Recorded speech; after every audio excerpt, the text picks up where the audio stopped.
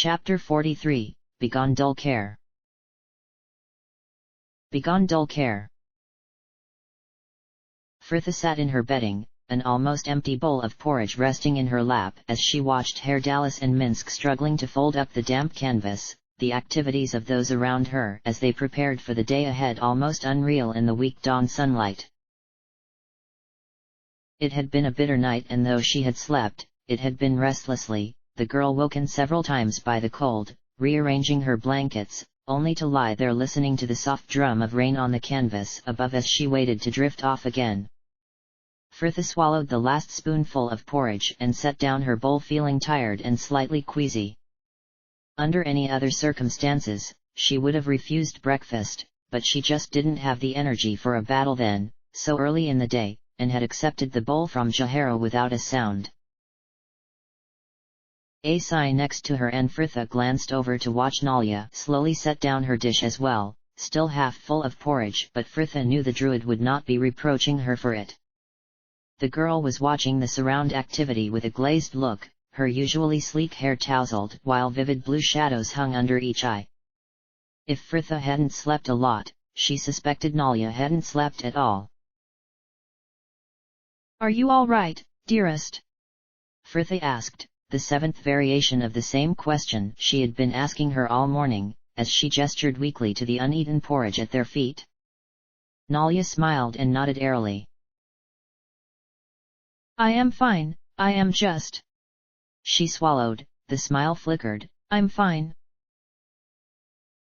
And Frithia watched, an awful empty feeling aching just under her ribs as Nalia rose with her bag and moved off to be lost in the trees. Frithia sat a moment longer, focused on the point she had last seen that dark red head, before she turned back to find a no man stood over her, the man watching her with an uncertain look. "Ah, I would check your foot now, my lady, you did agree to let me look it over last night?" "Yes, I did, didn't I?" She sighed, rising stiffly before stooping to collect her bag. "Come on, then." I'm sorry." "Well, I'm not going to let you near my feet without giving them a wash first." They left the camp together, Frithia heading for the stream where they had collected last night's water, though they were only a few paces from the clearing when a no-man broke the silence between them. "Might I speak with you, my lady?" "About what happened yesterday?" He nodded once and Frithia shrugged, turning back to their path, wanting nothing more than to forget the whole thing. "As far as I'm concerned, there is nothing more to discuss." "I would disagree. I wish to apologize." "You already have." "Yes, to Herr Dallas, but not to you." A no-man sighed, clearly struggling to find the words. "It is never my intention to cause trouble for this group, for you. It is just my temper gets so out of hand, I cannot seem to control it. It has been thus ever since I left home for the seminary, my anger at my father poisoning my manner for everyone else." Frithia shook her head. Lord Cor had a lot to answer for, it seemed. "Ah, don't worry about it, Anomen. I know things haven't exactly been easy for you, especially lately, and I do know you're trying. And as for yesterday, I am as much to blame as anyone. I should have stepped in earlier and stopped things before they became a problem." He stared down at her a long while, at last turning his attention back to the path, his voice coming quieter than before. "It was not your fault. Herr Dallas and I are grown men, however we may have acted to the contrary, and you are very patient, Frithia." She smiled wanly. "I flatter myself, I am." "Ah, Timora's smile!" she exclaimed, glad of the distraction as her eyes fell upon the stream, or more correctly, the stout narrow-leaved tree a short way from the opposite bank. "What luck!" "What is it, my lady?" "Chestnuts." A gnomon blinked owlishly. My lady! That tree over there, it's a chestnut tree, they should be well ripened by now too. Look, you can see them in amongst the fallen leaves, like little green hedgehogs. Frithha felt him watching as she slipped off her sandals, rolling her trousers up above the knee and securing each with a length of thin cerise cord that she usually used to keep her stockings up. My lady! Friday, she trailed with a grin, gasping slightly as she took a first step into the cold, fast-flowing water. Behind her, she heard a gnomon's sigh, as one trying quite hard to keep his patience.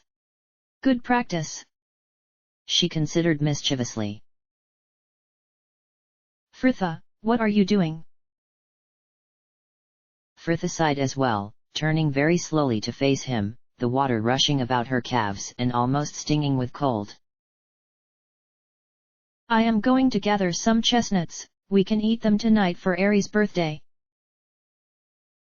With that she turned and resumed her crossing, clambering onto the opposite bank for a few moments' earnest foraging, Frithha cautiously collecting all the fallen fruits and knocking a few more down with an obliging stick, her work punctuated with the occasional hiss as she fell foul of the prickly green husks. And she was soon back on their side of the stream, sat in the grass with a lapful of chestnuts, her legs still shining wetly and toes pink. The girl took up each nut in turn, carefully breaking through the spiny shell to reveal the cluster of sweet brown nuts within, her knife flashing as she scored each quickly along its length before dropping it with a rattle into the jar before her. A gnomon watched her in silence before. You are going to a lot of trouble for Ares' birthday.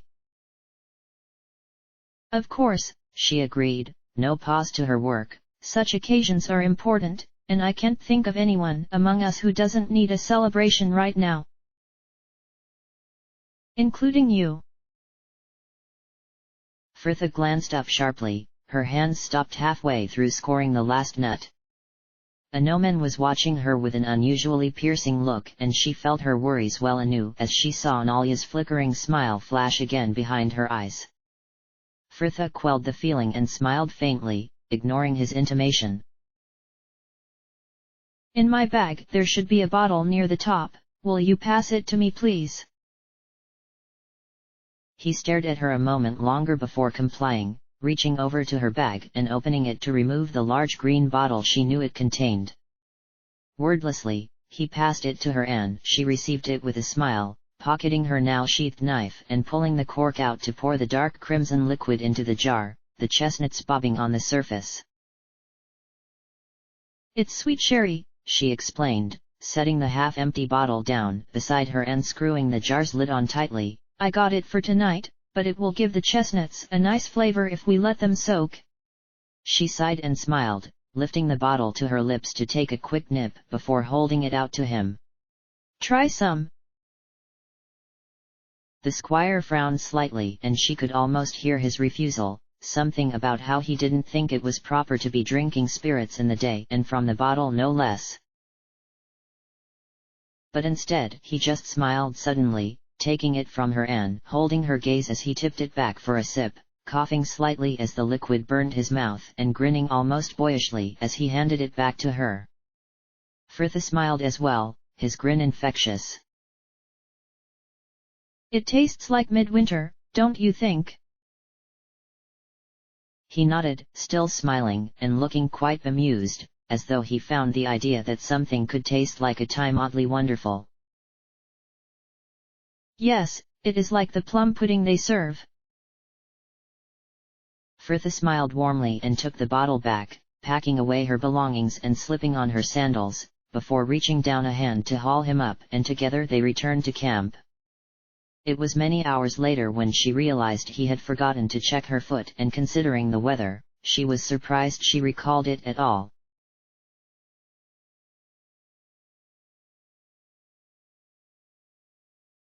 Frithha stood huddled under the branches of a stout oak tree as she examined the map in her hands, the parchment a mess of blotted ink as the rain dripped steadily onto it from the leaves above her. It had been raining on and off all morning, light and interspersed with bursts of sunshine that had made it almost pleasant. It was not until after they had stopped for their noon meal that the weather truly broke, the dark clouds that had been gathering so threateningly since dawn finally opening, and it had been raining steadily ever since. Frithha watched those about her in the fading daylight, all tired and wet and very unhappy for their long day of trudging through the rain, Ari and Nalya shivering under the tree opposite, while Jahara moved about the edge of the small clearing searching in vain for some dry tinder for a fire, the men striving to unpack the canvas. Frithha glanced again to the map before rolling it up to place back in her bag, her decision made. A night out in such weather and they would arrive at trade meet on the morrow good for nothing, and, besides that, another night like the last one would likely put Nalya off adventuring for good. The girl swallowed, knowing she was about to make herself as popular as a member of the Jandarim as she stepped forward to halt them. Hold on a moment, is there really any point in stopping? The men looked up from their work, Nalya whipping round with a despairing look to choke sorry. And Frithha had to force herself to continue. I mean, everyone is wet and cold, and I doubt we'll be able to light a fire, we won't get any real rest. Jahara straightened to sigh tersely. If you have a point, I suggest you get to it. My raven, before we all drown. Let's just keep going. The map places us only 2 more hours from trade meet. It will be dark in just 1, said Jahara pointedly, voicing the doubts they all felt. We've lanterns and more than one of us can call up a light, Frithha pressed, and when the misgivings remained, she added matter-of-factly, surely the real question is, do you want to sleep out in this? The group about her shared a look, no one seemed keen for the idea. Jahara turned back to her with a sigh. All right, lead on then. By Sylvanus, the faith I have in you sometimes.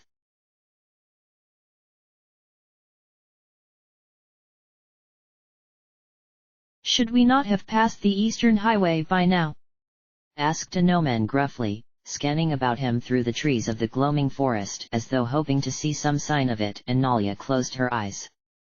About half an hour after they had set off again, the rain had worsened to a steady downpour, and by then it was too late to stop and attempt to put up the canvas, everyone already soaked through as they were. Nalya's fingers were numb inside the leather of her gloves, she had never felt more forlorn. How much further is it? Came Ari in almost a sob, not that Nalya blamed her the distress. The girl was the shortest of them by about a head, and her skirts were wet almost to her waist, the warm saffron fabric hanging mud-streaked and heavy. I think we are lost, muttered Herr Dallas audibly.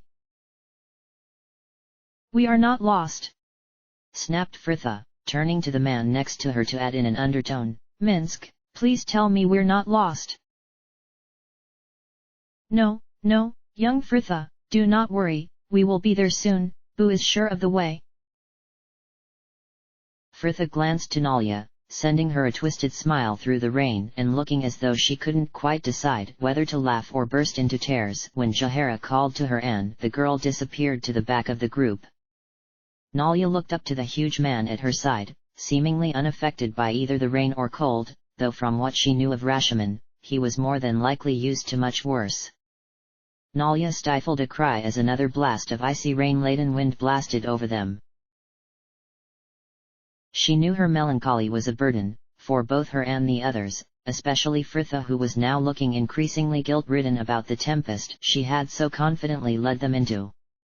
And yet Nalya could not help but feel miserable, the days of walking, constantly cold and tired, taking their toll.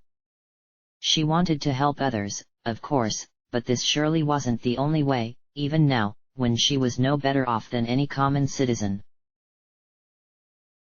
Nalya shook her head, retreating back into her hood, the damp wool rough against her cheeks, when a triumphant cry split the air and she glanced up sharply to see warm yellow points of light filtering through the trees. Yes.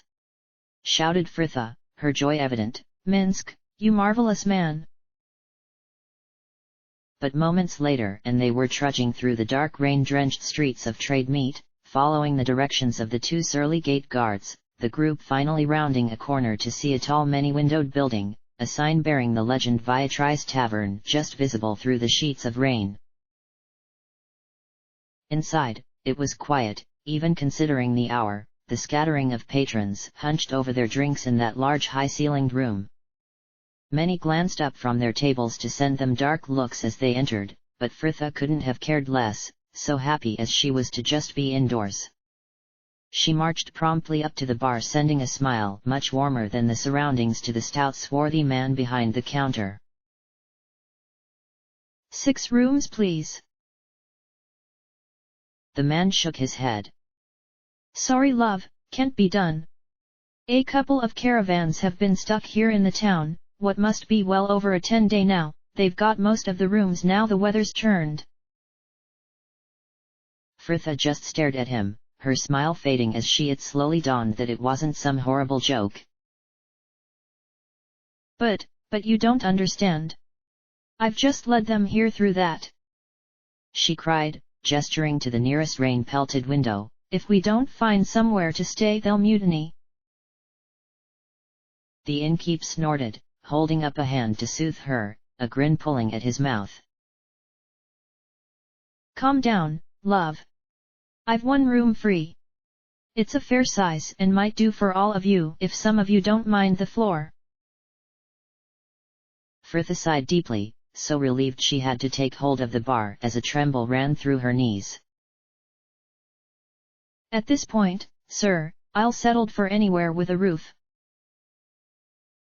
This way then, he nodded and he led them up to the 2nd floor, Fritha hastily explaining to the others about the less than ideal sleeping arrangements as they went. She had worried them having to share would meet with at least some small amount of dissatisfaction, though it seemed by this point they were all too cold and tired to care. Here you are, miss, came the innkeep, opening the door on a large, albeit sparsely furnished room, the dresser set and 4-poster bed the only pieces of furniture in there. Thank you, Fritha smiled as he left before turning to move inside, giving orders as she went.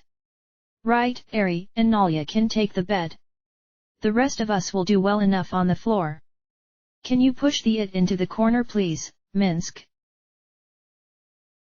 The ranger obliged her, setting his back to the heavy oak bed frame as the rest of them unpacked blankets and bedding, just laying them down where there was space. Changing was a little more awkward though, everyone just turning their backs and making the best of it before Fritha made the circuit of the room, dressed with a pale green tunic over her slip, the girl collecting their damp clothes with Ari to hang on the rope Jahara had strung between the bedpost and window. It was a strangely pleasant atmosphere with everyone sat on their bedding in their nightclothes, drinking the tea the maid had brought up. It reminded Anoman of the dormitories of the seminary when he was a boy, although that had been slightly different, there had been no women there for a start. He watched the girls now, Nalia trying to help Fritha comb out the mass of damp curls, Ari massaging some sort of oil into her pale delicate hands. Only Jahara gave him some semblance of familiarity, half laid upon her bedding slowly checking her armor as he had seen many a lady in the order do before her. Anoman leaned back against the warm stone of the fireplace as his eyes drifted over the group to once more rest on the 2 girls sat on the other side of the fire and still trying to tame Fritha's hair. I think this section is done. Okay, ow. Oh, perhaps not. Careful, I lost a brush in that bit just a few days back. Fritha! Nalia scolded, tapping the top of the girl's head lightly with her comb as punishment, and Fritha's quiet laughter filled his ears, a pleasant warm sound. Her eyes narrowed when she laughed and looked almost black from where he sat. Anoman frowned, pulling his mind away from the thought as Ari's voice called across the room. Are you two finished? She asked, Nalia peering round Fritha to give her a conspiratorial smile, and the girl grinned. With my hair at least.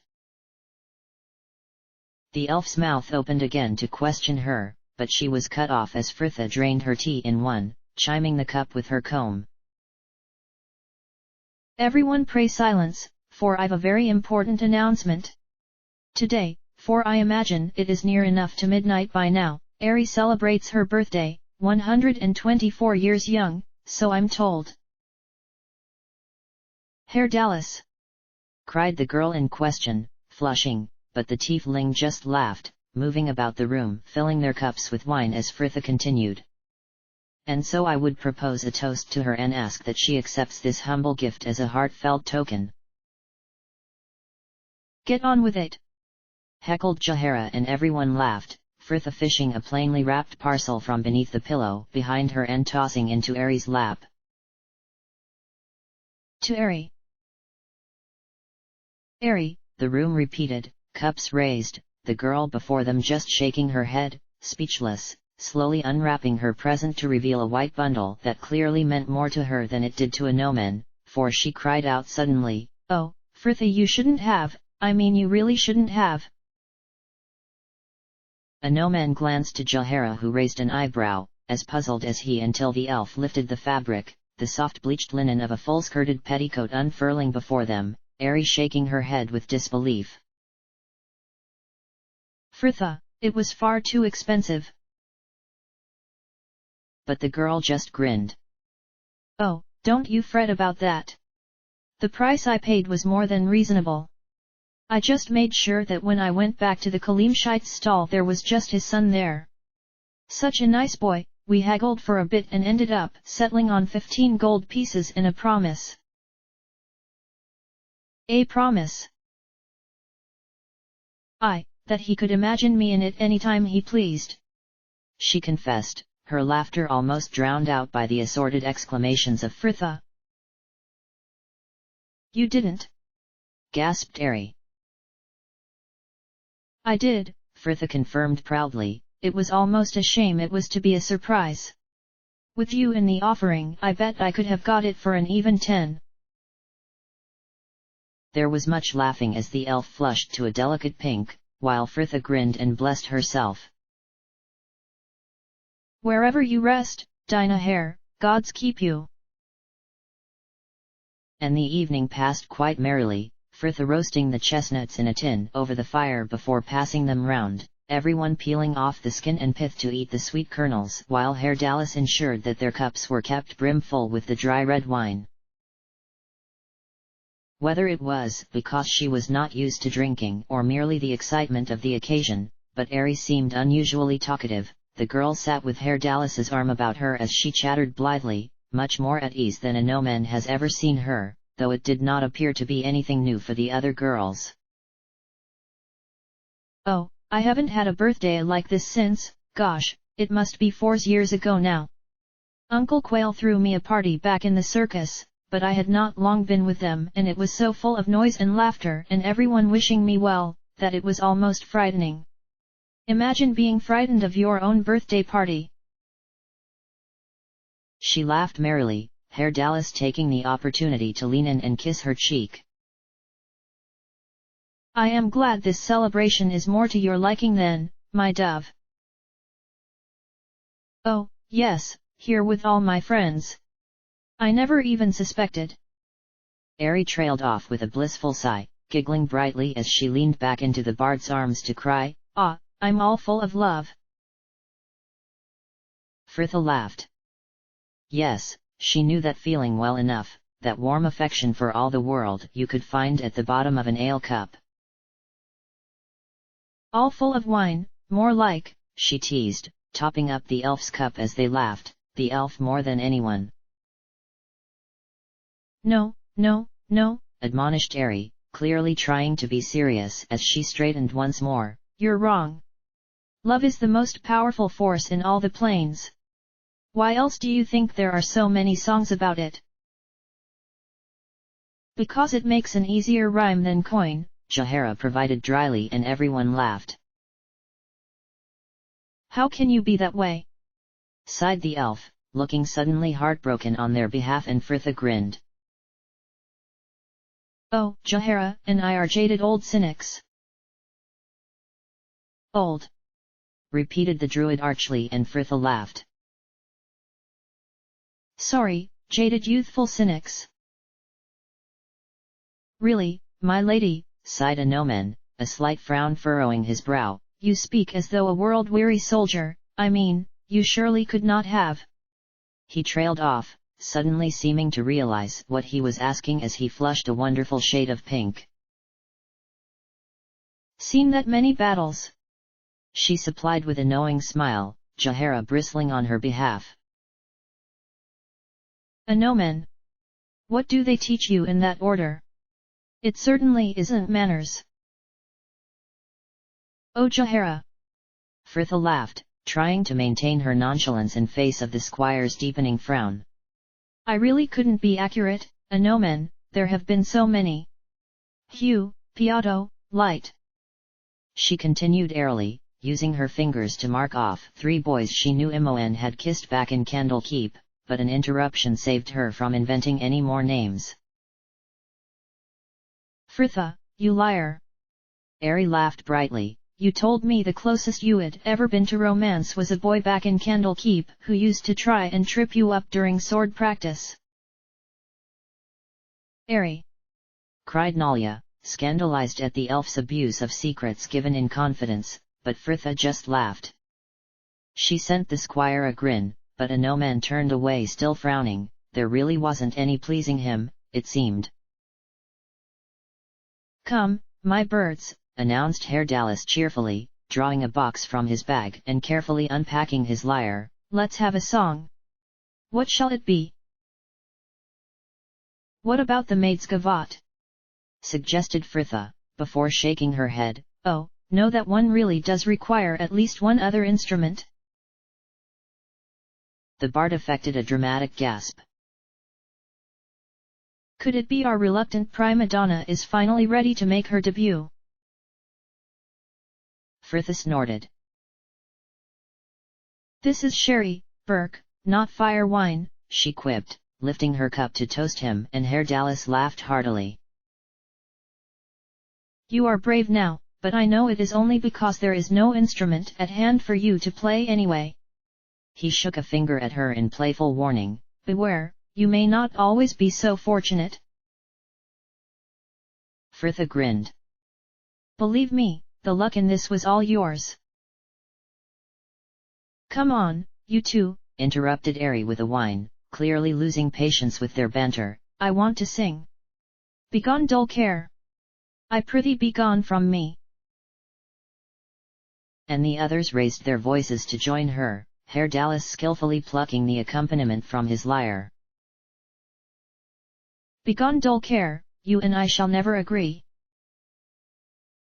And their singing took them long into the night, everyone taking the chance to suggest songs, those that knew them joining in, others just singing at the choruses.